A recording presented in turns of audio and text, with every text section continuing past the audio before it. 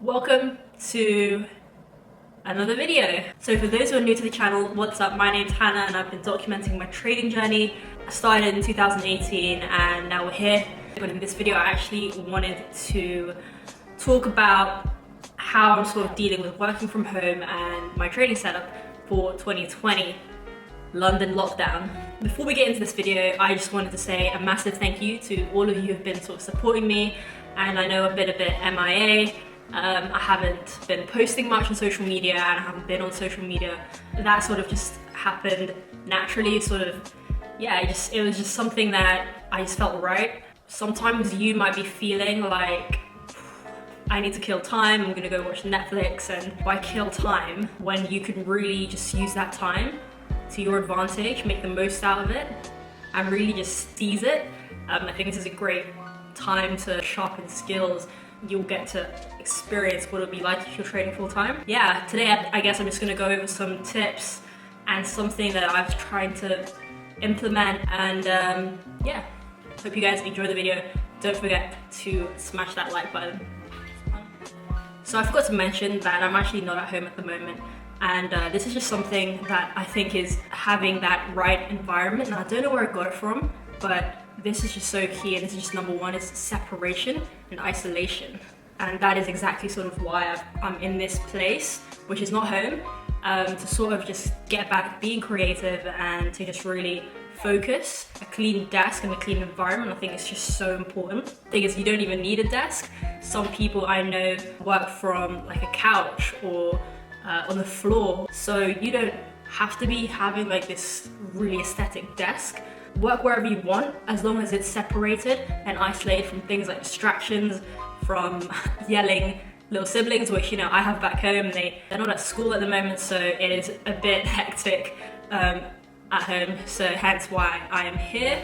Number two, I would say, is literally get to your desk or this place of work at the same time, Monday to Friday. Now that you don't have to commute to work, if you do commute to work, you can use that time for yourself. You can have a good breakfast, you can work out, you can read, you can meditate, things like that. But then set a time, whether that be 9 o'clock, 10 o'clock, I don't know, 5 in the morning. Get to your desk at the same time, and that'll really help you structure your day. Now, for like a practical tip for traders, for number three would be just stick to your forecasting routine, set your alerts, set it and forget it. And I know that's really hard because now that you're at home, you have all the time in the world to be at the charts, just looking and flicking through your trades. That's actually really gonna sabotage you, because you might get analysis paralysis. The worst thing that could happen is boredom trading. Because you're watching the candles go by, you might just want to jump into trades and things like that. And I've definitely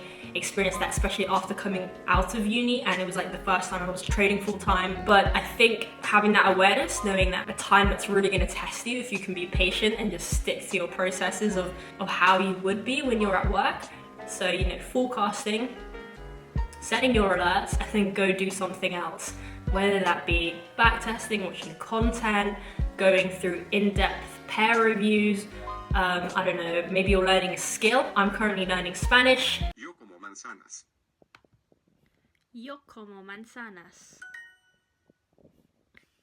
Go bake, go be with family, you know, don't keep checking the charts. So just following on from the whole like being patient and not trying to check trades, just keep this in mind, is that you gotta let the market come to you if you're trying to force a bias or you're trying to force an entry. Like for me personally, if something looks really messy, looks unclear, or yeah, I'm spending too much time, you know, trying to figure out what's going on here, then 80% of the time I'm not interested. That to me looks underdeveloped, or yeah, it's not clear. I think times like these is where you've got to protect your capital. It's got to be a priority. This is a time where you're going to be tested, and like what a time it is to be a trader.